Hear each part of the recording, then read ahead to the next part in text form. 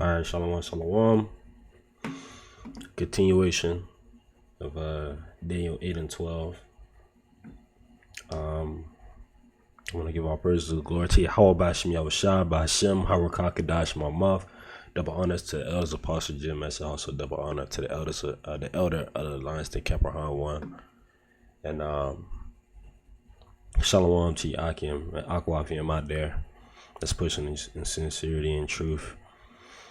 Shalom. All right, so this is the book of Daniel, chapter 8, verse 13. Then I heard one saint speaking to another saint.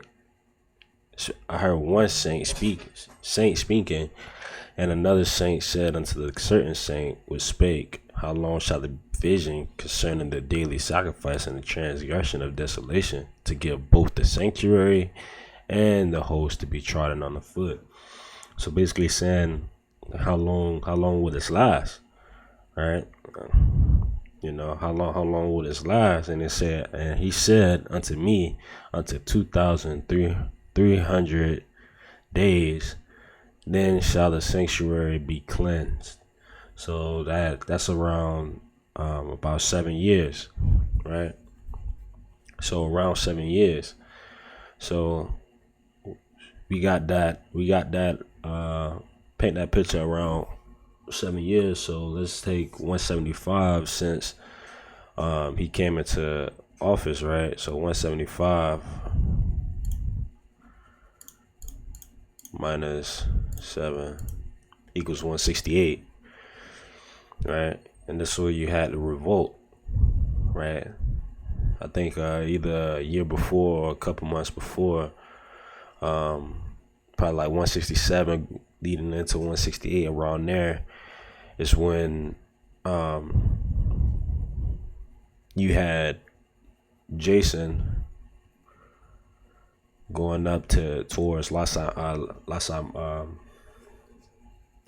puppet king at the time, set up by Antiochus, and Antiochus went into, I believe, Egypt, if I'm not mistaken. So he went up into Egypt, and then Antiochus got word of it.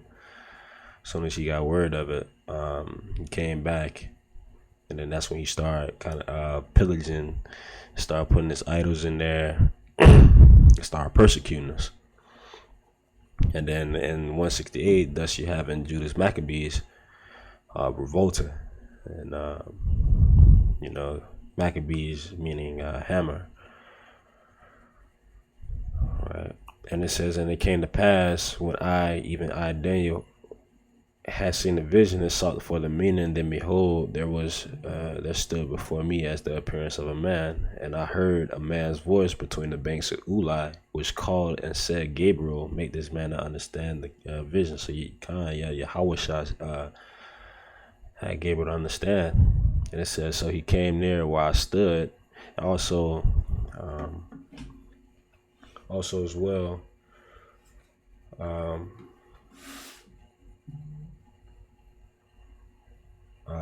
168.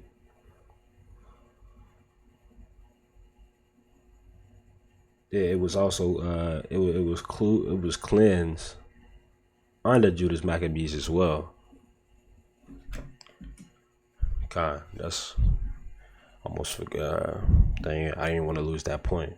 It was also cleansed under Judas Maccabees as well. So so let me go ahead and get the rest of this. It says, verse 18, now as he was speaking with me, I was in deep sleep upon my face towards the ground, but he touched me and set me upright. And he said, behold, I will make thee know what shall be in the last end of the indignation, for at the time appointed the end shall be. It says, the ram which thou sawest having 2 horns are the kings of Media and Persia, and the rough goat is the king of Grecia, and the great horn that is between his eyes is the first king, right? Rough goat from Philip II, right? You know, going through that bloodline, right? Kind of it is. So this guy being the first king, right? Just want to go ahead and get that. And it says, what did leave off at?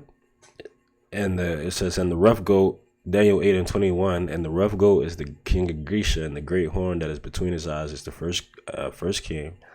Now that being broken, whereas four stood up, four kingdoms shall stand up out of the nation, but not in his power.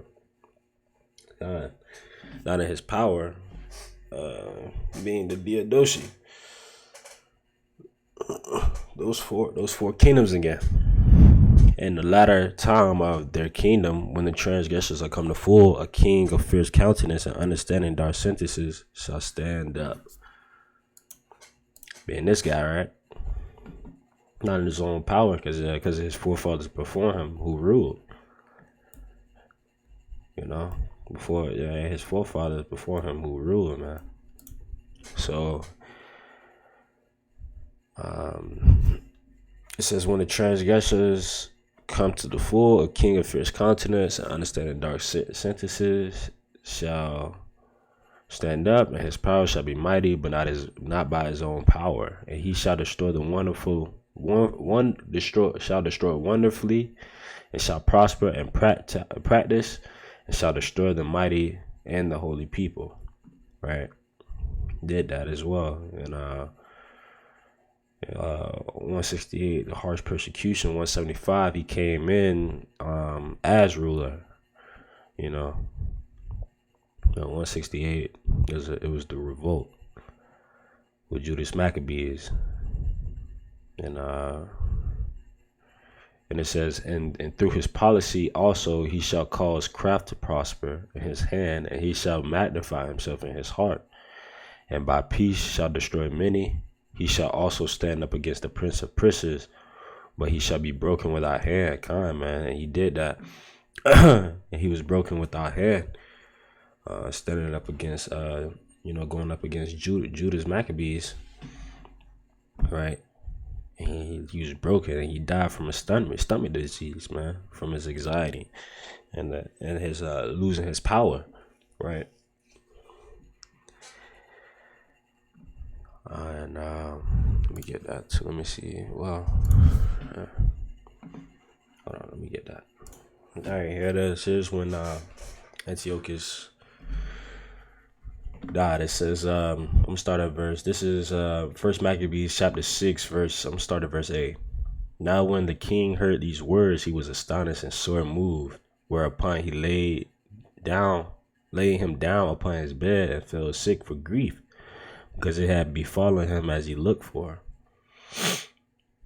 And it says, and there he continued many days, for his grief was ever more and more, and he made account that he should die, man.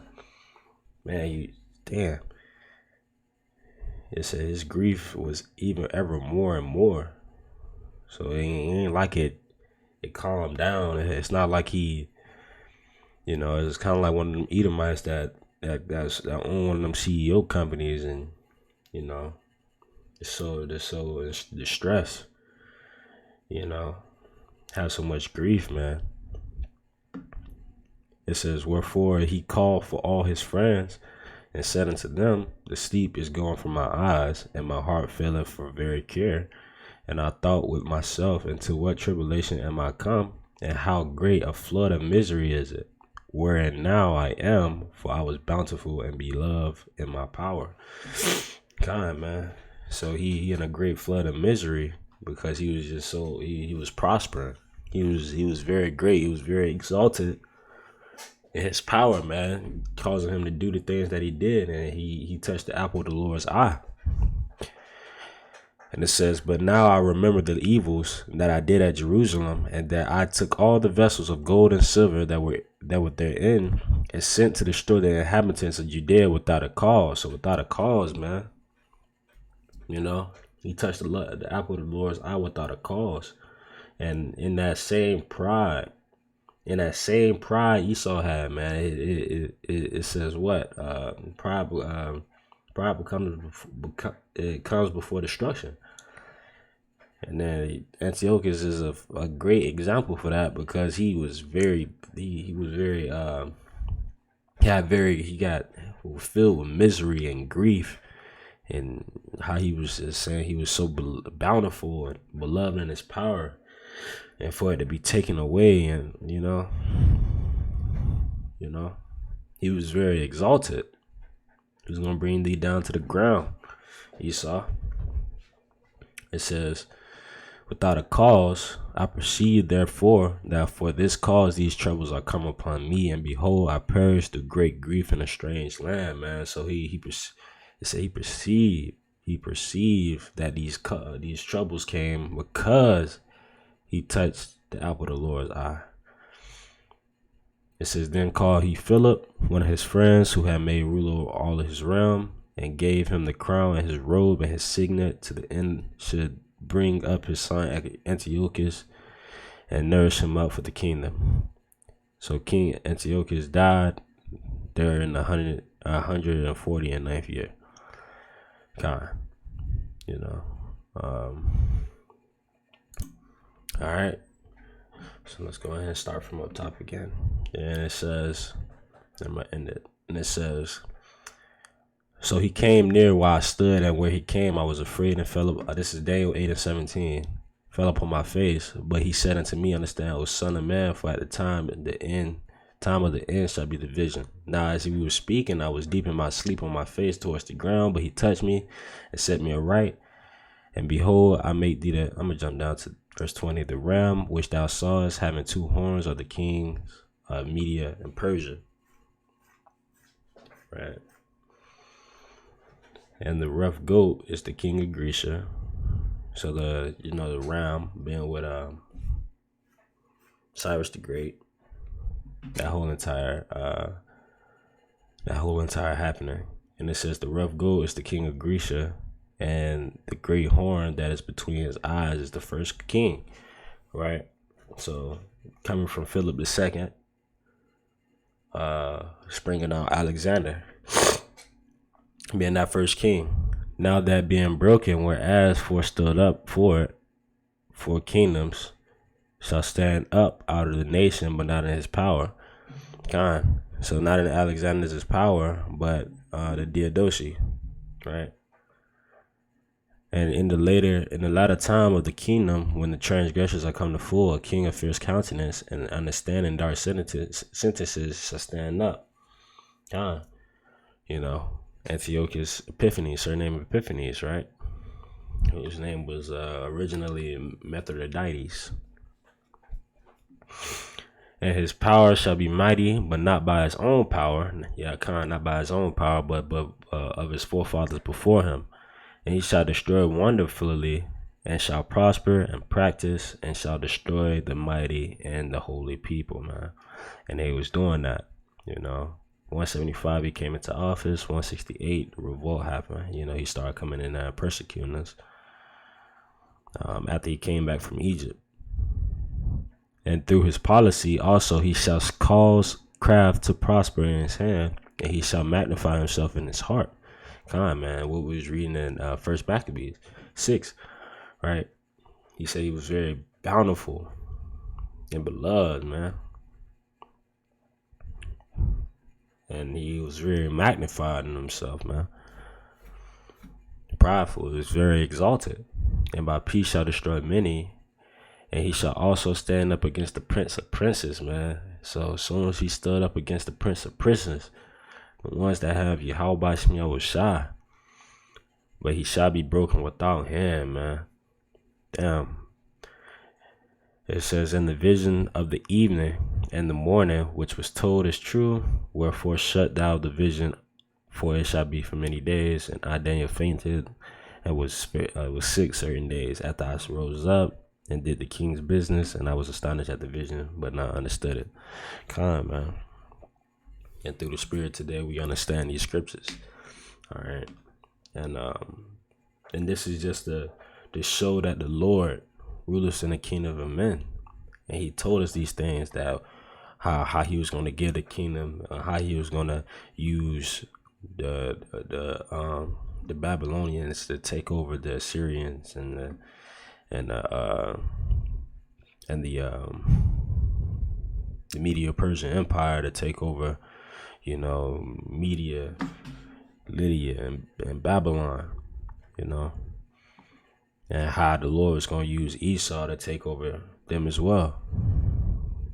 You know, all trickling down to the point to where the Lord made that way for Yahushua. So he made a way for Yahushua being born, right? So we could be set up for salvation. And the Lord told us all these things, you know, showing that what? The Lord liveth, man. The Lord liveth, and he's alive. The Yahushua is alive out there, man. His word's been here since the beginning, you know, showing that it's true, you know. And yeah, man, I hope that was edifying to those who's, watching my lessons, and shalom.